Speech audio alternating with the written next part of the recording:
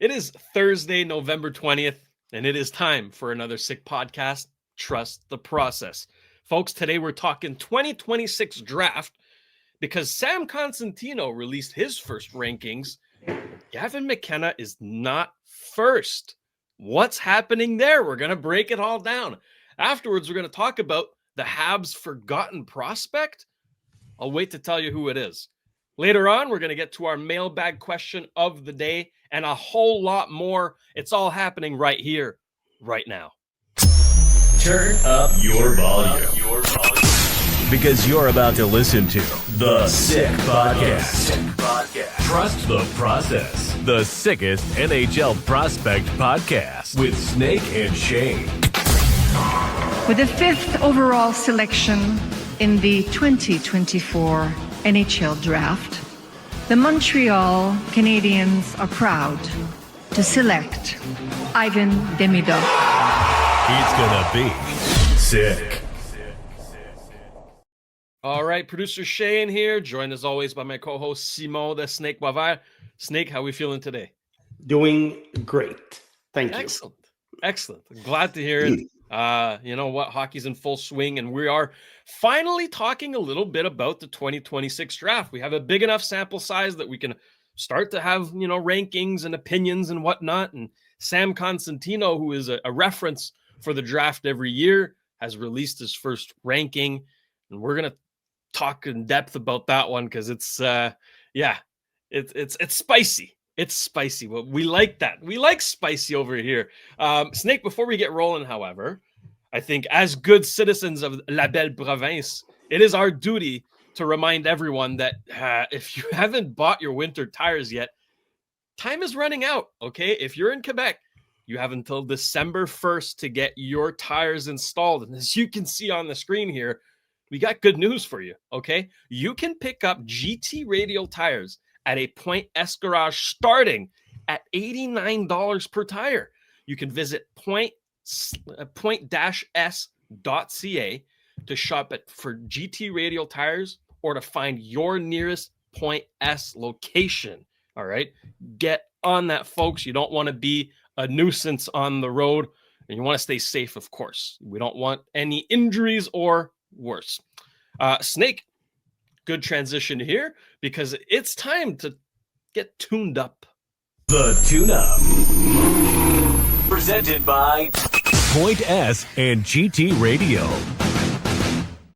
We started this segment in collaboration with Point S and GT Radio called The Tune-Up, where we discuss maybe a player or a team or whatnot that needs a little tune-up. They need to go to the garage and get tuned up. Today, we're talking about Gavin McKenna because on Sam Constantino's list, he is second. Now, for years, we've been hearing Gavin McKenna is the next one, right? He is the next coming of Connor McDavid and Sidney Crosby, right? And all of a sudden, he's not even considered first overall. Listen, we knew it was going to be a hard transition from the WHL to the NCAA, right? We all expected that. I don't think anybody really thought he'd be scoring 100 points and winning the Hobey Baker right away, okay? However, 15 points in 14 games, decent, but he's a -7. And there's a lot of concern, Snake, with his play off the puck, his engagement level, right? His intensity. A lot of red flags surrounding that. So let's break it down, okay? Why does Sam Constantino have him second? And maybe why do you possibly not have him first? Well, you mentioned that we shouldn't expect too much because he was in the WHL. Well, a little reminder is that Keaton Verhoff was in the WHL last year. He is a few months younger than McKenna. And Keaton Verhoff is number one on Constantino's list. That's right. So I don't think for McKenna it's an excuse, honestly. Partly because he's one of the youngest players in the NCAA. We all know it's not easy. Yeah. But for Macklin Celebrini, it was. And Gavin McKenna, the reason why we're so harsh on him is because he was seen a couple of years ago as better than Bedard, better than Celebrini, and possibly challenging McDavid as the top player being drafted in the last 15, 20 years. Yep. So when you look at McKenna, had there been no hype around him, we consider him a pretty good prospect in the NCAA. Very good, yeah. And, a top 5 guy who has, like Cosentino says, I like the expression, a bag of tricks, because that's what he has. He's an excellent stick handler, and he makes plays that sometimes we've never seen before or don't see too often. That's true. And that's the impression I had when I saw him live for 5 games last year at a few months ago at the Memorial Cup. But I saw my first red flags after years of tooting his horn. Yeah. And one of the things that I saw was that he's kind of a peripheral player. And these guys, I'm always concerned that there will be limitations in how they perform. They can be good. They can score a certain number of goals. They can contribute, obviously, because his hands are incredible. Yeah. But will he be a gamer come playoff time? Or just a good complementary player? And when I say complementary, I don't mean supporting. Okay, there's a nuance between complementary and supporting. Supporting is really the bottom 6, the penalty killers. When I mean complementary is that the guy will not drive a line necessarily. Because don't forget, he's a winger.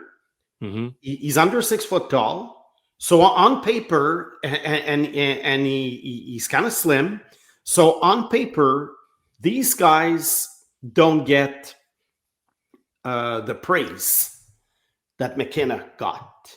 But he was so highly skilled that we're always thinking, oh, he'll get bigger. Well, 5'11" is good. He's a winger. It doesn't matter. Nikita Kucherov is a winger.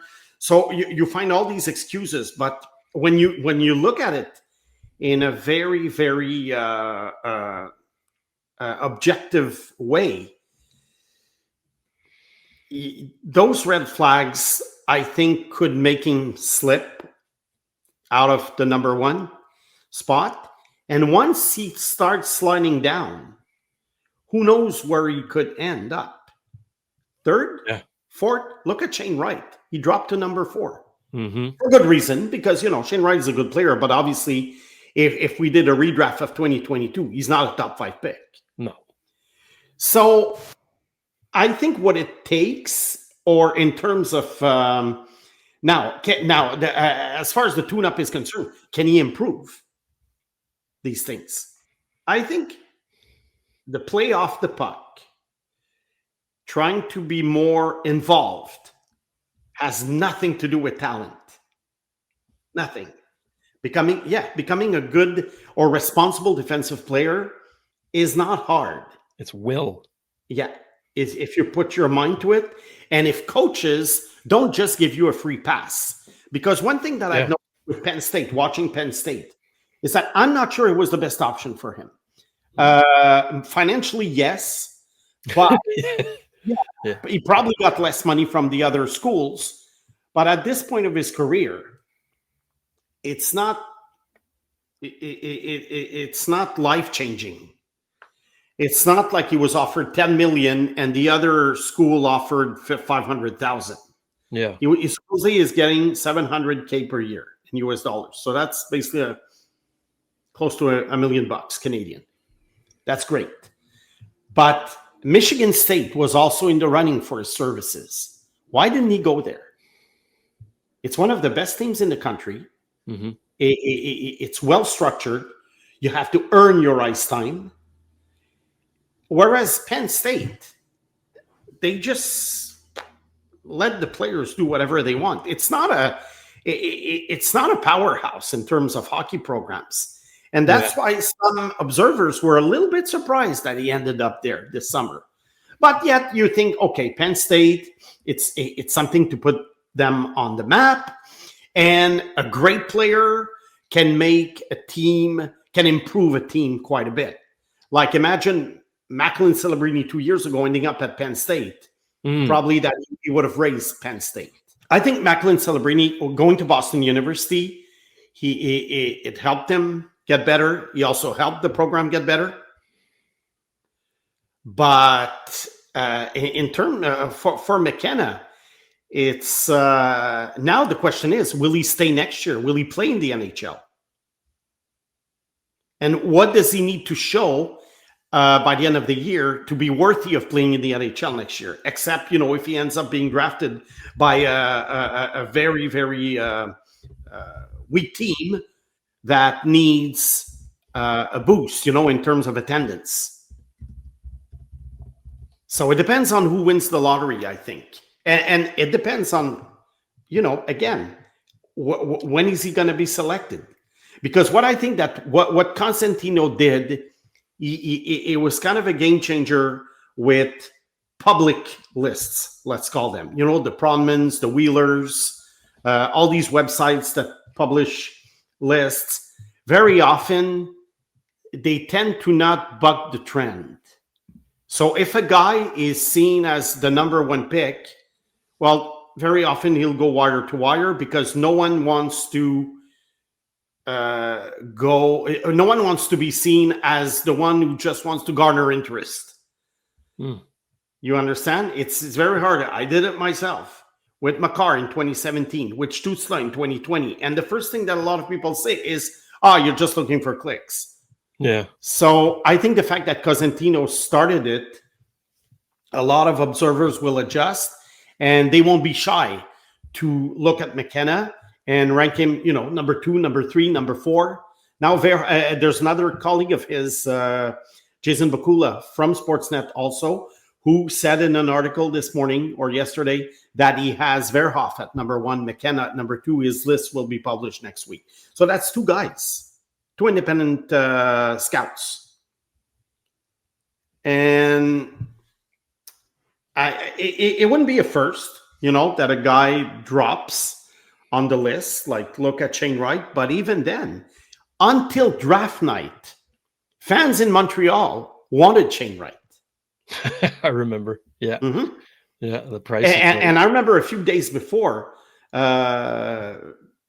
very often, journalists, sports journalists, they become interested in the draft, a few days before because they're busy covering the team during the year. They don't follow junior hockey.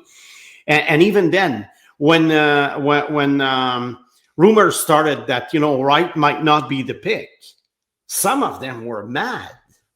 Like, why aren't the Habs taking the consensus pick, the guy who's been the number 1 prospect since, that was 2022, but since 2019, when he was a triple underager. He was 15 years old. So, look, I think McKenna, it's going to be interesting to see what he does at the World Juniors. Probably that a great World Juniors performance would help his stock, although I don't think it should be taken into consideration because the history of history shows that good or bad performances at the World Juniors does not necessarily make you a good or a bad NHL player. Nick Suzuki, Cole Caulfield were very average. Look at what they're doing now. Alexis Lafrenière was a stud. Incredible. But, Connor Bedard was also a stud, and he's doing great. Yeah. So it's very, very hard to judge. As for Keaton Verhoff, who's number 1, we talked about him a couple of weeks ago when I went to see him live. I think he has everything to be a number 1 defenseman in the NHL, but not necessarily in the elite category like, the Schaeffers, the Makars, because although he has some offense in him and he has a good shot, I don't think he has the creativity to push it further. But he's only 17 years old and he's doing very well in the NCAA, which is very hard for a guy that age playing on defense. I like the fact that he's a dynamo. I mean, the guy is an effortless skater, which helps him play, 20, 25 minutes a game without a sweat. He's going to be a minute muncher, and I think he can contribute offensively, but not sure he's going to be a power play guy. Yeah, I mean, Verhoff, he's got the profile that every single NHL team would need, right? It's a big, mobile, right-handed defenseman with a good shot. It's an appealing profile, but Snake, I mean, this draft, some people have been touting it as, one of the better drafts in many years. Take it with a grain of salt. It's still early, and I don't, it's kind of hard to classify a draft as very good. I guess 2003 is the one we kind of go back to because of the depth and the quality of players. 2015 also. Is incredible. Yeah. Exactly. So, I mean, we can take a look at the top 10 for Sam Constantino's list and see if there might be any more challengers for Gavin McKenna. Now, he obviously has got Keaton Verhoff number 1, Gavin McKenna second. Now he's got one of your favorite players, Ivar Stenberg, left winger at number 3. Talent-wise, I mean, he's up there. Could he actually be a contender for first overall when it comes to June? I think he could be. I don't, but I think teams will prioritize the right-handed defenseman probably before a winger. But I think he could challenge for McKenna, maybe for number 2. They're the same size, right? And I find Stenberg, even though he's the same size, a little bit thicker. Mm-hmm. And I find that he goes to the net more. And we talked about the Swedish league, how I don't like it when prospects stay there for too long, especially forwards. But when an 18-year-old guy, because the late birthday, does well, Swedish league players are older. Some of them have played in North America before. So if a guy performs very well, you have to respect that and take it into consideration.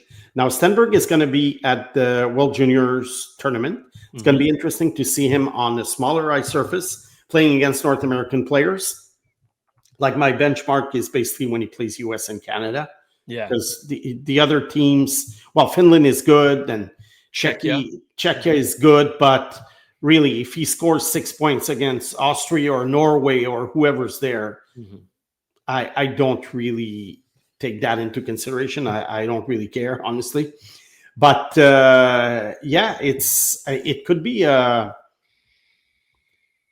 it could be a 3-horse race for basically number 1 and number 2. But I'm even thinking about a 4-horse race for number 1 and number 2.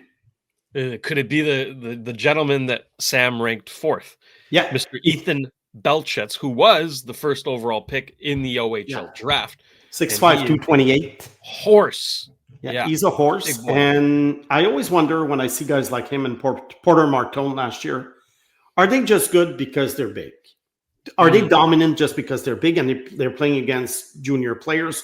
Once they get to the NHL, you kind of lose that edge. Because not that there are many 6'5", 228-pound guys, but they're bigger.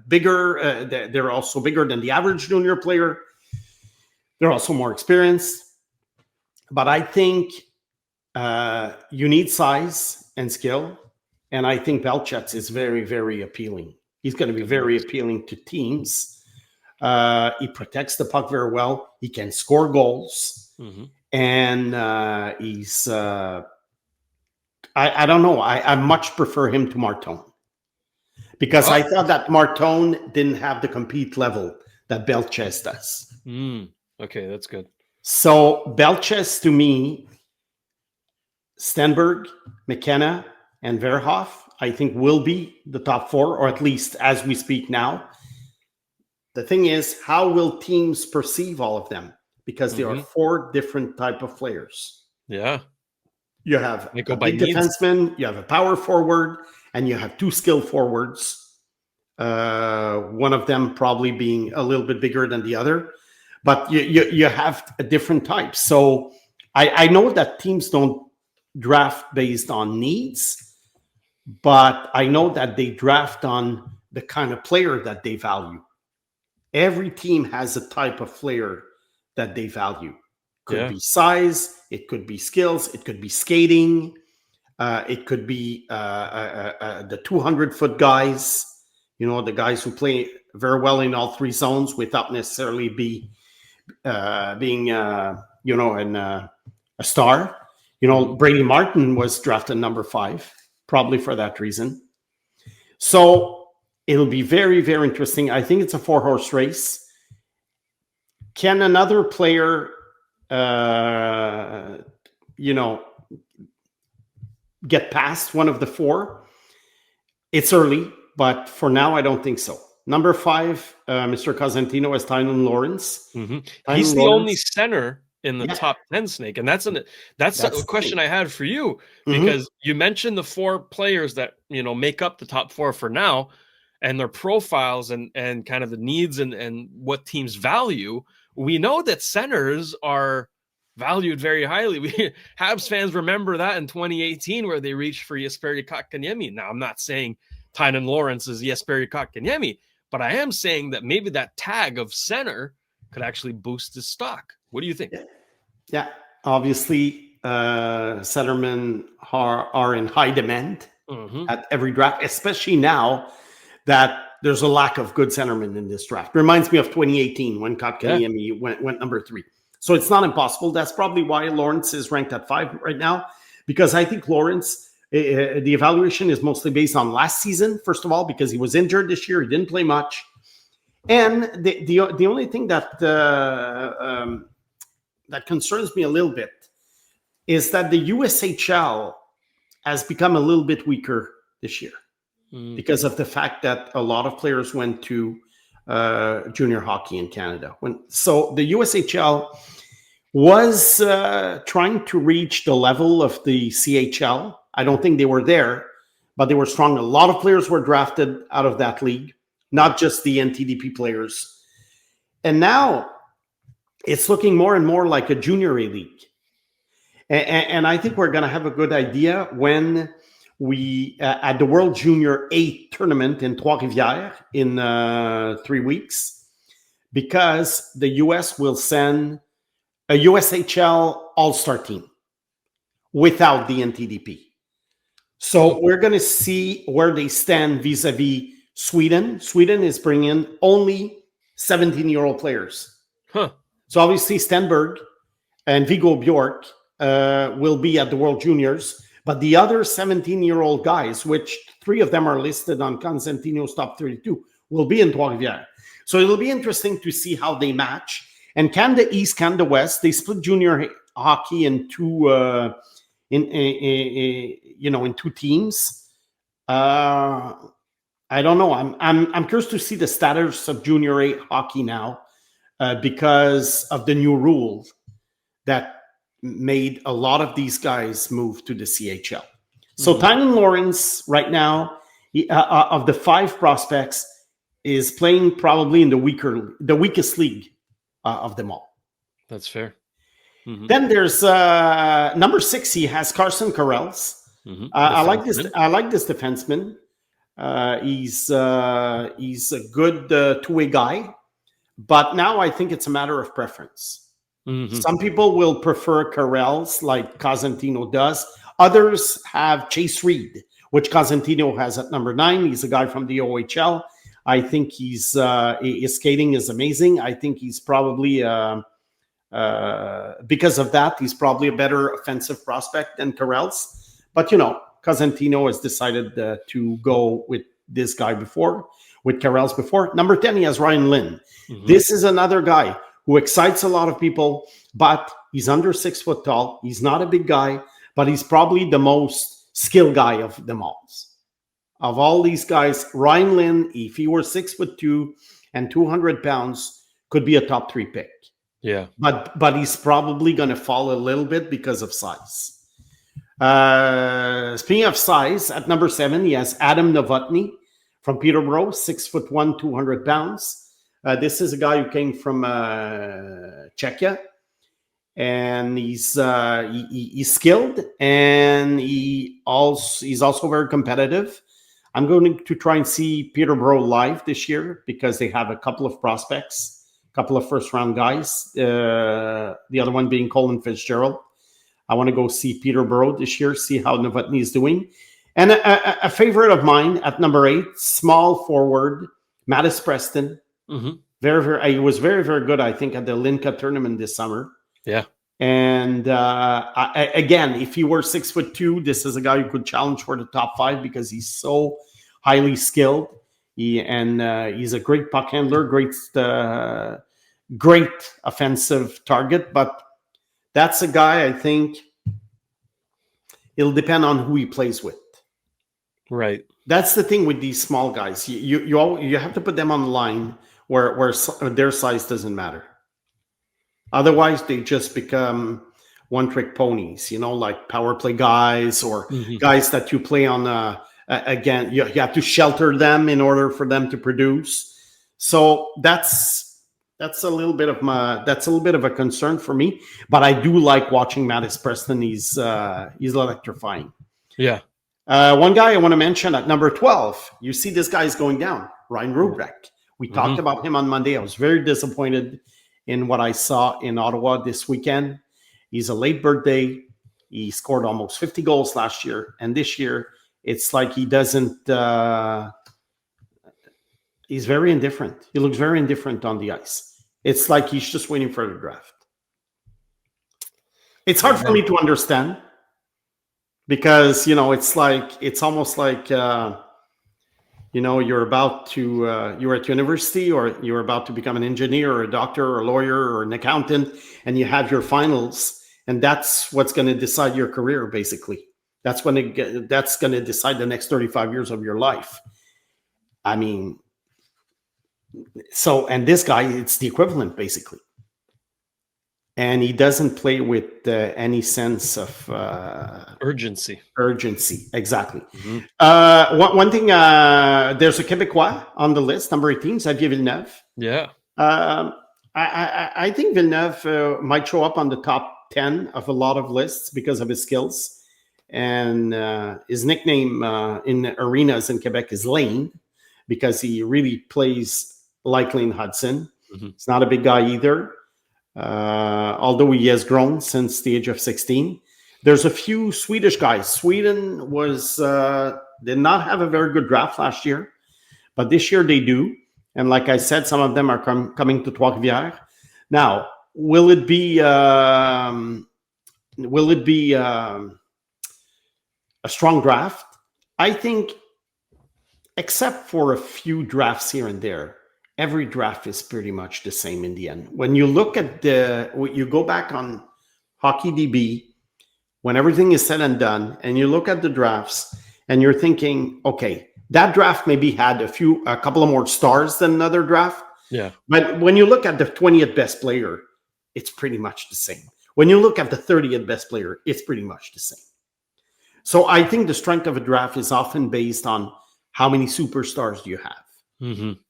So, in 2023, you had Bedard, you have Carlson, who's becoming a superstar. So that might, Fantilli's pretty good. Will Smith is getting there. We'll see about Mishkov. We'll see about Runbacher.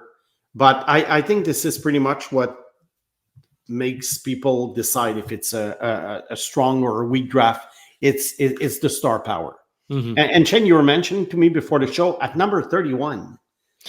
Yeah. What's this guy's name playing in Russia? Habs fans, you might want to cover your ears, okay? There is a player by the name of Nikita Sherbakov, okay? Nikita Sherbak, by the way, we researched this before the show because we were talking about this player, is still playing out in Europe. I think he's in Austria, correct? Austria, yeah. Yeah, so good for him. Hope he's having a good career, but yeah. If I think he's played for every hockey country on the planet in the last few years. That's true. Yeah. He even played in France. Bounced around. Yeah. Poor guy. He's not been lucky with injuries. He's learning languages.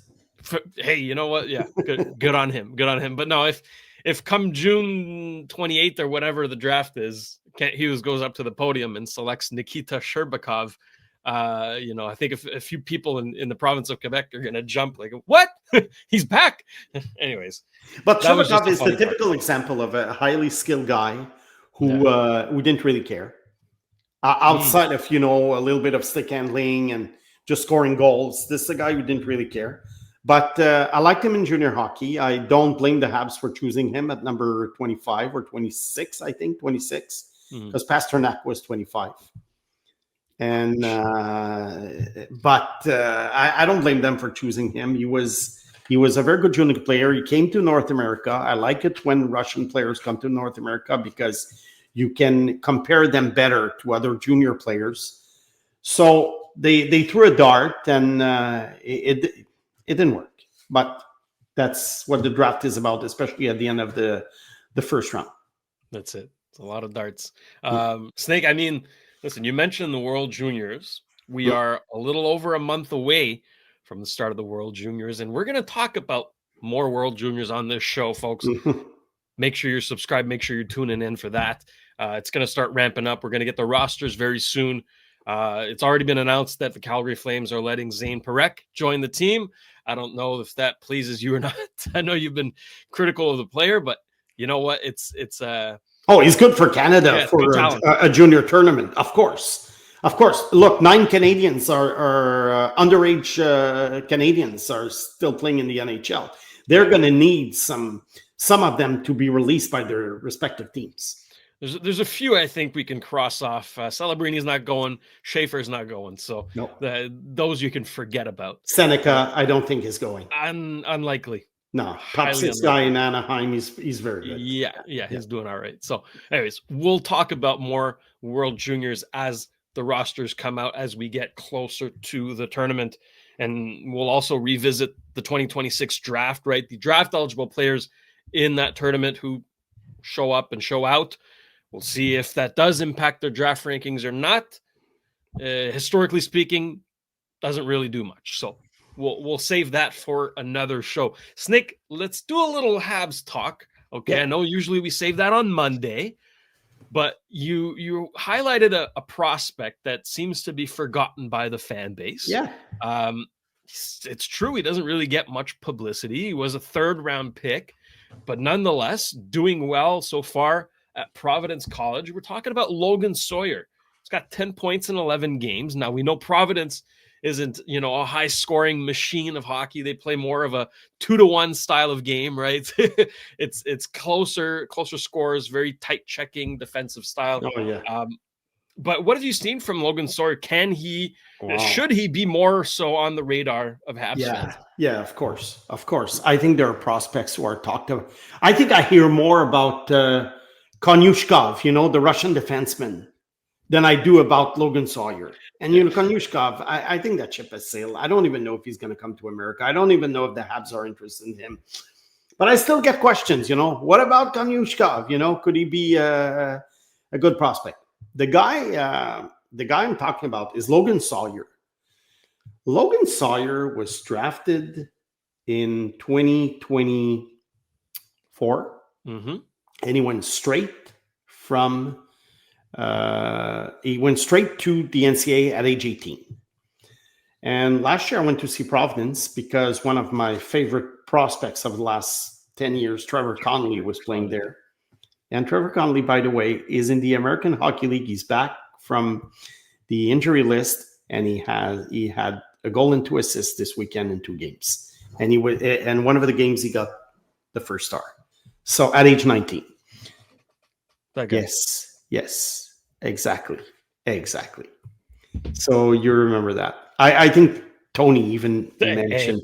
It's Trevor Connolly and it's Sharks, San Jose Sharks. Hold on. I'm going to get it. It's damn, why is it slipping my mind? Quentin Musty. Doing well. 2 goals last night. Yeah. I think he's very, very close to being called up by the Sharks, by the way. We need to find your prospect for this draft. The one guy you're tuned in, because last draft it was sort of Zarovsky, but it was Zarovsky. Yeah. Because the guy that Bruins picked. Cooper Simpson also. Cooper Simpson, you were Cooper high Simpson, on as well. 3rd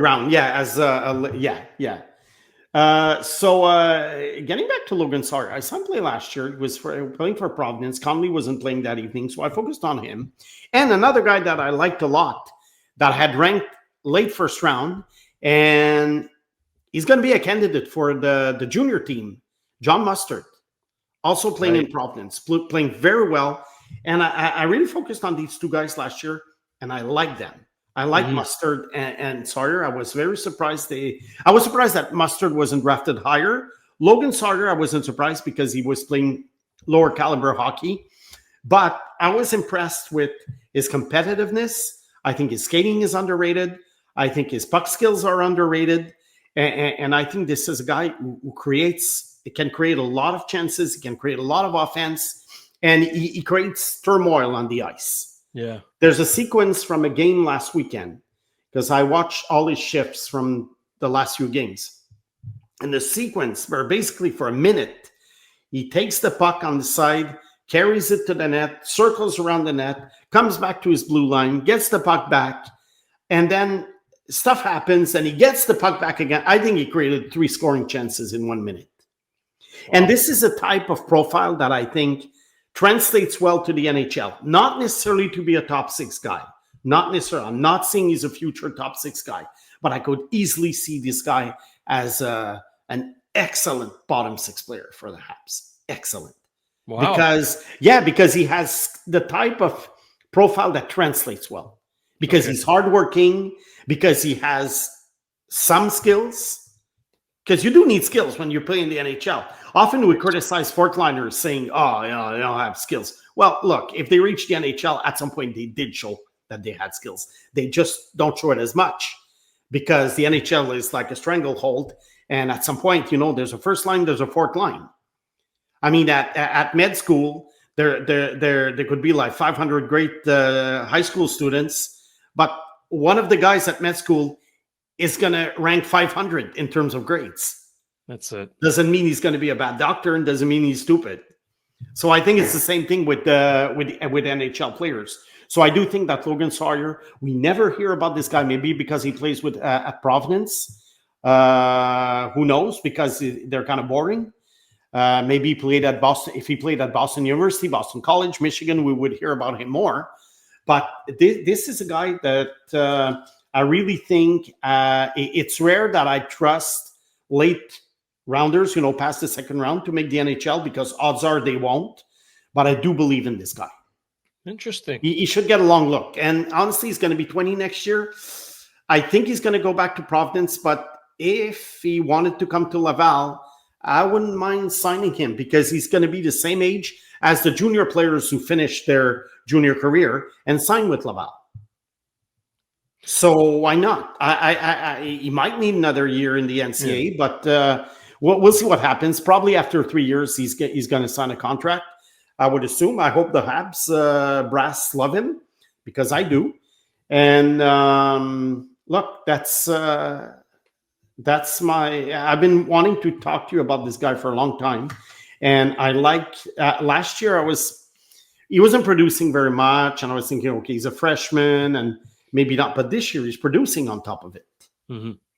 Yeah, almost. So, and John Mustard from Providence for the junior, for the World Juniors, a candidate, I would say, a real candidate. He's a 3rd round pick. Blackhawks? By the Blackhawks. Yeah. And the Blackhawks seem to be pretty good as finding these guys. Nick Lardis in the AHL is doing very well. He had 71 goals in junior hockey last year. And I do think that although the Hawks have seemed to not have much behind Bedard and Nazer, look, Oliver Moore is doing well. He was just called up. Mm-hmm. And I think they have some guys waiting in the wings who could be good complementary players. The Blackhawks are doing very well right now. They drafted Anton Frendel. Pretty good. They drafted Anton Frendel. I'm not sure if they're going to have a high pick this year because, look, it's only November, but they're doing very well. And Bedard has really taken his game to another level. So it's like Anaheim, basically. The Sharks are doing a little better. Utah is doing better. Mm-hmm. So and the Habs too. So the big five of the rebuilding teams from 2 years ago are all doing fine right now. The Sharks less because I think they were more behind because they really, really clean house. Yeah, tore it down. And I think the Sharks are still going to get a high draft pick this year, but you can see the improvement due to mainly Celebrini becoming one of the best players in the NHL. No doubt about it. No doubt about it. Well, before we move on from Logan Sawyer, just to kind of give Habs fans maybe an idea, I know it's hard to kind of compare players and give player comparisons and okay, this guy plays kind of like this guy, but if you could give your best comparable or comparables, like certain aspects of his game resemble so and so, what kind of player are we thinking of here? Oh, Billy, those are the toughest questions for me. Yeah. I mean, 19 times out of 20, I can't put a name on. I can't do a comparable, honestly. I would say he has a very high motor. He goes to the net. He back checks.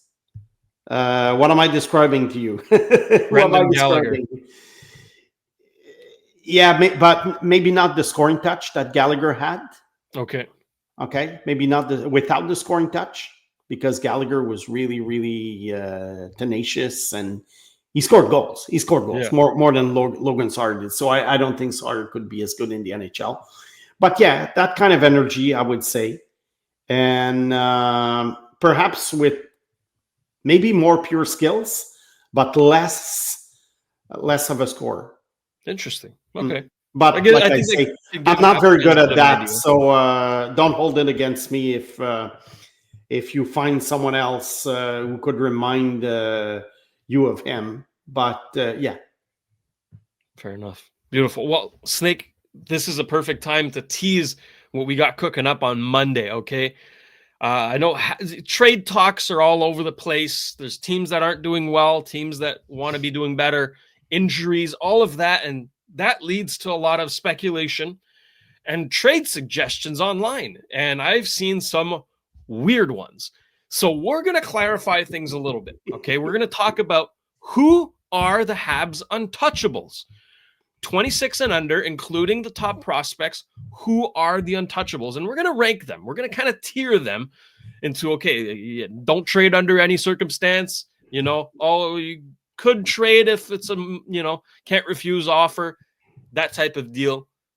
Tune in on that show. It's going to be fun. We're going to have a great discussion about that. And we're going to talk about Logan Sawyer some more on Monday. Tune in there. Speaking of Habs prospects, put this down in your calendar. Tomorrow, 10 a.m., Le Sick Podcast with Tony Marinaro. He's going to have a very special interview with Laval Rocket goaltender Jacob Fowler. Okay, you do not want to miss that. Trust me, that guy is incredible. He gave Tony some great time, some great quotes, talked about the game against the Syracuse Crunch where he kind of blew a fuse at the ref.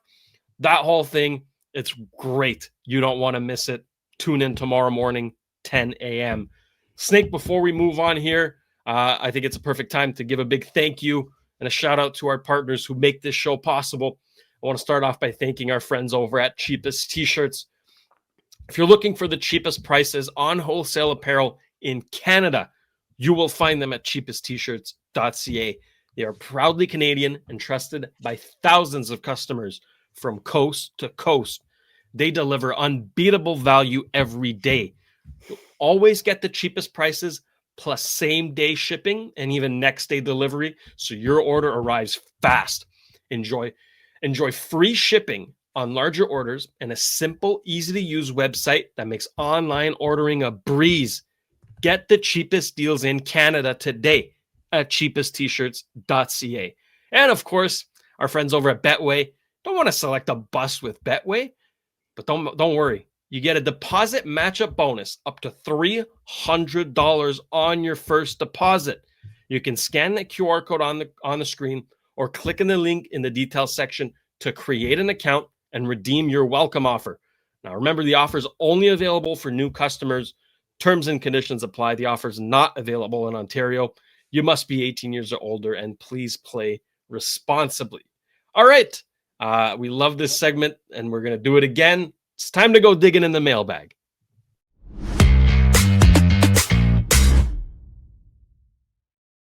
That's right. So thank you for the questions, by the way. Previous show, we had none.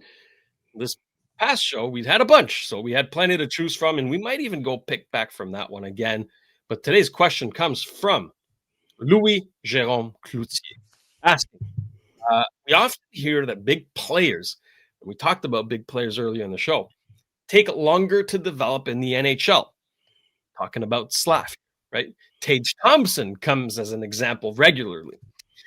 But is that really true? Do bigger players actually take more time to produce in the NHL than smaller ones? It would be interesting to investigate that and see if it is a myth or reality based on facts. We're not the myth busters over here. A great show, by the way, but we'll try our best. Louis, thank you for the question. Snake, I know you have thoughts on the subject. Let's dive into it.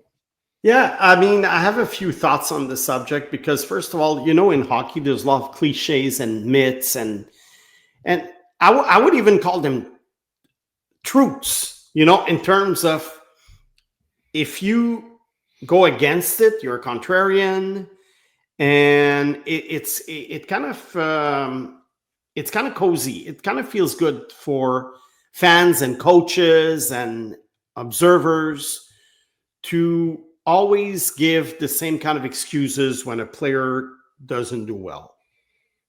And one of the excuses that we often hear about big guys is when they're not producing as much as we thought they would at the age of 21 or 22 or 23, all big guys take longer to develop. Mm-hmm. And Tage Thompson is the classic example of the guy who didn't do much at first, and at some point, boom, he scored 40-some goals for the Sabres. He was traded from the Blues to the Sabres, and even then, it took a while before he burst onto the scene. Now, I have a few names here, most of them still playing in the NHL. Some of them retired maybe a few years ago, so I'm not going back to, the 90s or Guy Lafleur era.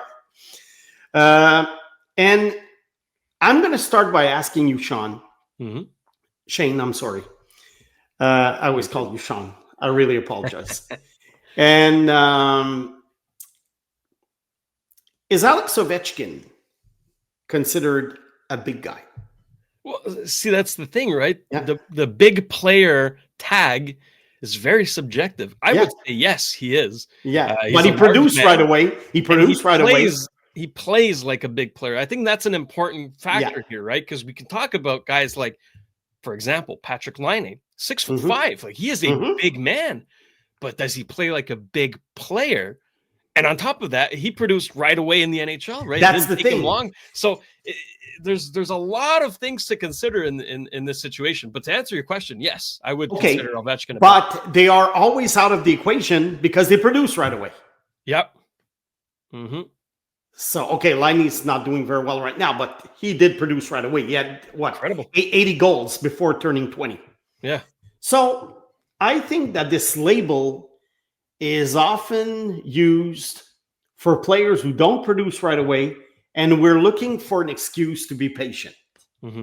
Sometimes it works, sometimes it doesn't. I have a few names. And again, is a guy considered a big player when he's 6'6" and he looks awkward on skates when he's 18? Whereas Ovechkin did not look awkward, although he was like a monster. Yeah. So maybe that's what it is. It's always, everything is in the definition of what is a big guy. So let's go with a few names, okay? A guy who retired a few years ago, Dustin Byfuglien. Remember this dude? Oh. He was, 260 pounds for the Blackhawks? Terrifying. And then he went to Winnipeg. He retired with Winnipeg. He had some very, very good seasons. And this guy was some sort of an afterthought. He was drafted late. He was never really considered when we discussed that great Hawks team from the early 2010s. But then at some point, he got there and he became an important piece of their Stanley Cups. Now, when did he started being an impact player? 22. Is that young? Is that old? Is that in between? 4 years. 22 is quite young. Yeah. Okay. Now, another big guy, Jamie Oleksiak. What is he, 6'7"? This guy, it took a long time before he became an impact player, but I would say defensively more than offensively. Yeah. He was like 25 or 26. So that's an example of a guy who's drafted at 18 and, 19, 20, 21, 22. And we're like, well, he's a big guy. It takes a long time. And then at some point, he started being useful to his team. Mm-hmm. But are we willing to wait 5, 6, 7 years for a player? Those are wasted years when you think about it. When you draft a guy like this, compared with a smaller player, not necessarily a small player, but a smaller player who's going to produce almost right away. Because what I find interesting is that at some point, a player has a peak in his career. And very often, we use the peak of this guy's career, whoever he is, as the benchmark. Mm-hmm. But we forget. Okay, let's go back to. I don't want to beat a dead horse, but let's talk about Kotkaniemi and let's say Brady Tkachuk. Okay, just because it's something that Montreal fans are very well aware of. Let's say that Kotkaniemi had stayed in Montreal and had become a good player this year, a very good player this year. He's 25. Mm-hmm. Everyone would say, he was the right pick. He's a big centerman. He has 70 points, whatever. Yeah, but what about the 7 seasons that Brady Tkachuk was better? We also have to take this into consideration. I know we must live in the present, not in the past. Yeah. But when you analyze a pick, you have to look at the whole career. The same way if a guy is very, very good at first, and let's say Brady Tkachuk became, his career started going downhill this year. And then another guy picked in front of him wasn't that great the first 7 years, but then he has 10 great seasons. Think Joe Pavelski, who was a late round pick. He arrived very late in the NHL, but he kept being good for so many years for the Sharks. Yeah. So that's why really you can't only analyze a draft or a player once everyone's career is over. But who's going to do that? 50, who's going to wait 15, 20 years before passing a judgment on a player? That's not fun. No, that's it. It's much better to overreact after one game when the guy's 18. So, no, but seriously. But Oleksiak is an example of a guy. Zdeno Chara. 6'9". It took forever. He was traded, to Islanders, to Senators, and then Boston. Exactly. So that's another one. Another one who's a fourth liner, but whose Montreal fans had hopes that he would become an NHLer at least at some point, maybe a third liner, Michael McCarron. It took quite a while before this guy established himself. He was kind of awkward. He was a big guy. He skated in some weird way. He had, hands of stone. But the guy has a career in the NHL. Yeah. So that's another example of a guy, albeit, he didn't become Tage Thompson. That's not what the point I'm trying to make. I'm just trying to show different career paths for big guys. Nikita Zadorov. It was quite fast before this guy became a decent NHL defenseman. He was a big guy. What about Anders Lee? Anders Lee is very, very big. I think he's over 230 pounds. But you know what? 24. That's when Anders Lee became an impact player. So this guy took a longer time, and he's been good since then. He's been a good goal scorer. Tyler Myers, 6'8". He won the Calder. Age 19. So what does it show? Is that it's really on a case-by-case basis. Yeah. I think it's a convenient excuse. Now, is there some kind of truth to that statement that big guys take longer? I do think that you have to consider it, but you have to consider other factors when you judge player. Because it's very easy to put a label. Okay, he's short, therefore, fill the blank. He's big, therefore fill in the blank.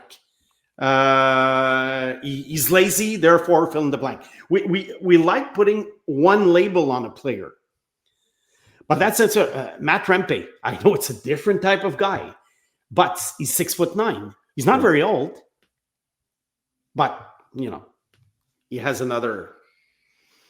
He carved himself a niche in the NHL, but still at 6'9", he's able to get on the ice. Joel Armia was a big guy. Mm-hmm. He never became a star. Did it take long for him to be established in the league? Not that much. Didn't take him that much to be established in the league in Buffalo. Going back many years, Eric Lindros, who was a monster, like Ethan Belchet's, basically the same type of build, but he was also like he was crashing and banging everybody. I mean, the guy right away was a star in the NHL. So you see, I think the skill level has something to do with it, and the more skilled you are, the shorter it'll take you to make it. If you think the Ovechkins, and even Vladimir Tarasenko was also a big guy. Evgeny Malkin. He was not big, but he was tall, and so. There's one guy I want to talk about. He plays for Boston College. Dean Letourneau? 6'7". Oh, I know. I met him. He's huge. Oh, you did meet him? Oh, hold on. I'm going to show you the picture. Well, on reference, I'm 5'10", right? So okay, average height, right? Yeah. Look at this guy. Just he made me look like a little guy, Yeah, exactly. And you're not a little guy. You're not a little guy. Yeah. So Dean Letourneau, I saw him play last year, and the guy had played in a very weak caliber of hockey before joining Boston College. Right. And a lot of people were thinking, it's too early for him to be in college. He should have come play junior hockey, could have played in the USHL. What is he thinking? And last year, he didn't have many points. I don't think he even scored a goal. He didn't have much ice time, but I remember seeing a guy who was quite mobile for his size. And I was going in there.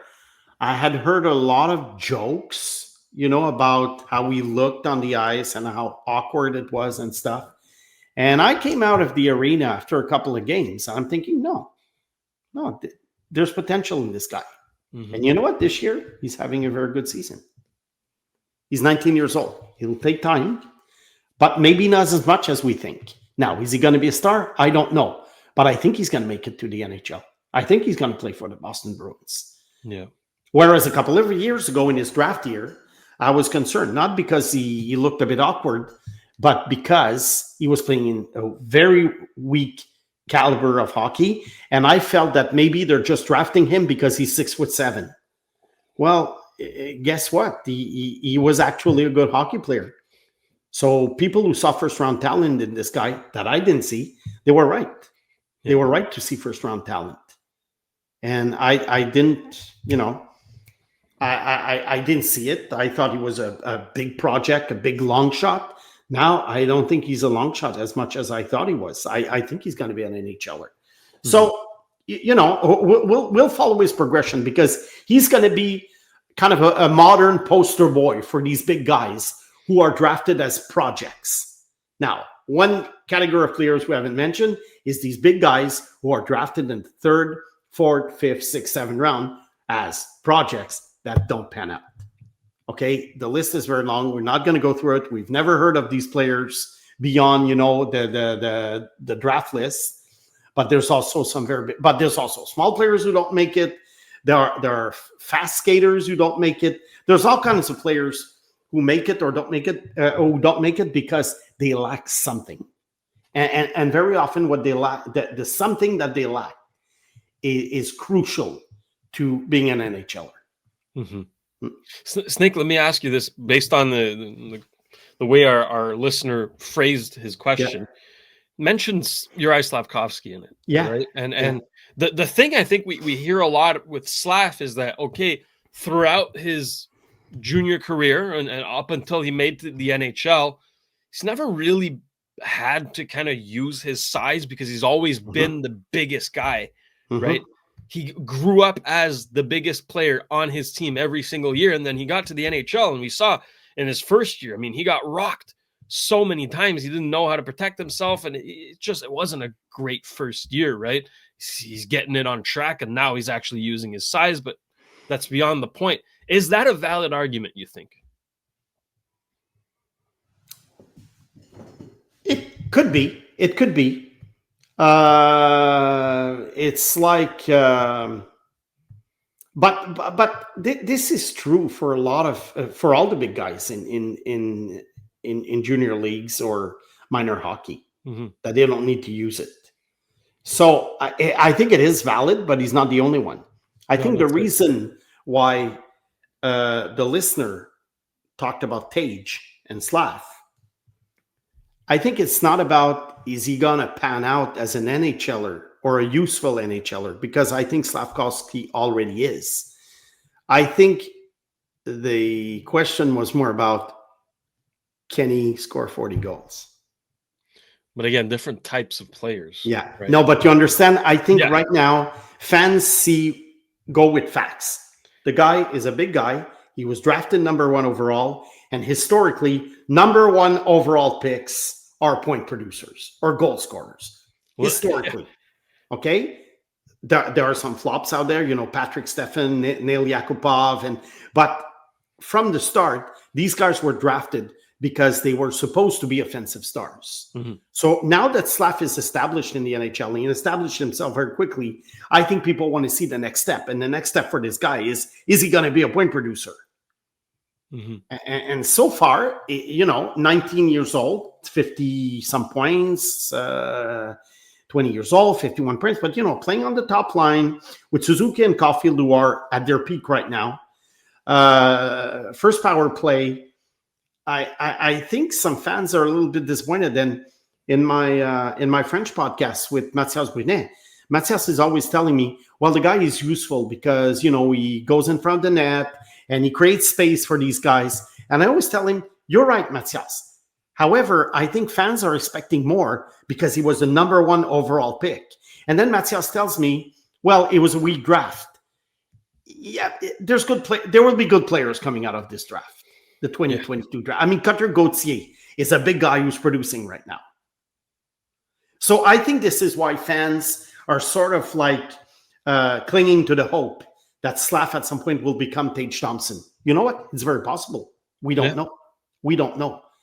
But I think that's the reason why these two are linked in people's questions about the Habs. And the trade discussions, of course, we did a whole show about that. If you haven't seen it, we encourage you to go check it out. But we gave our thoughts on the suggestions of maybe swapping those players. I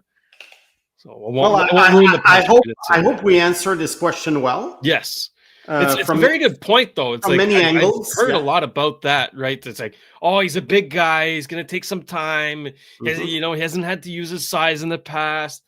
We see that, it's not really an argument, but sometimes it is. And that's the case for most things, really, in sports in general. But focusing on hockey here, like when you talk about excuses or arguments or whatnot, there's always different factors, different types of players. Nothing is the same. There is not one linear answer to everything. It's going to vary. It's going to change. For some player, this applies. For some, it doesn't.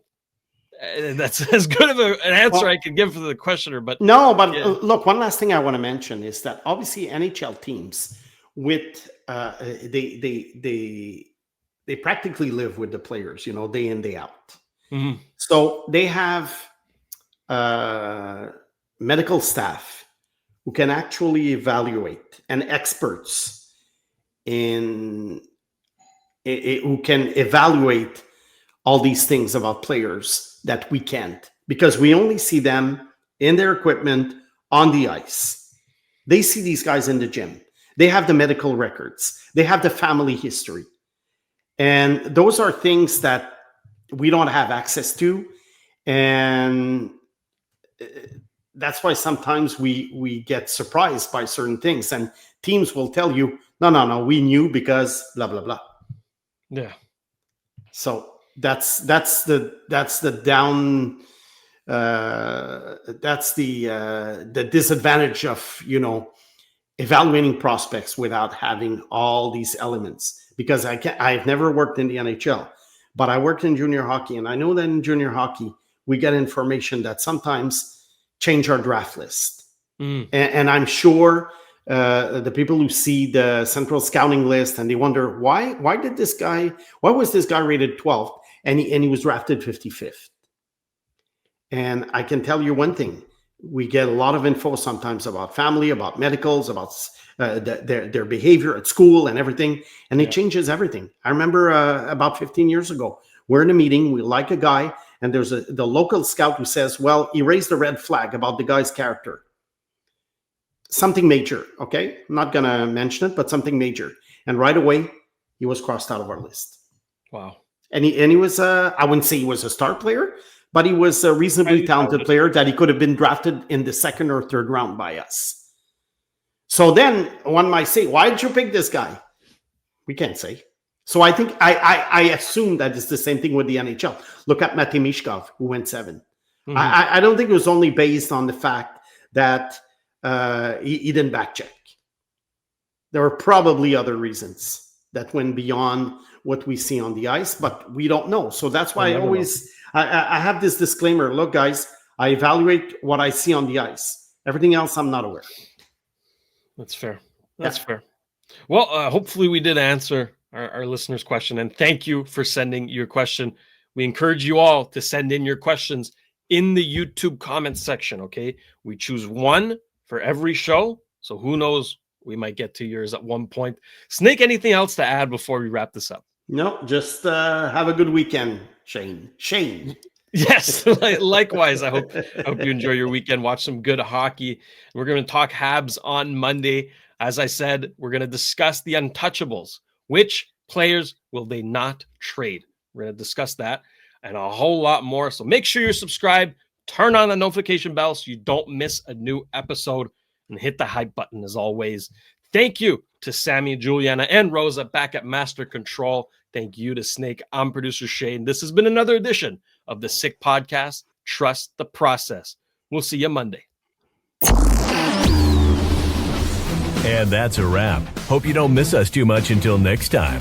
Follow the Sick Podcast, Trust the Process on YouTube, Instagram, Facebook, Google Play, and Apple Podcasts.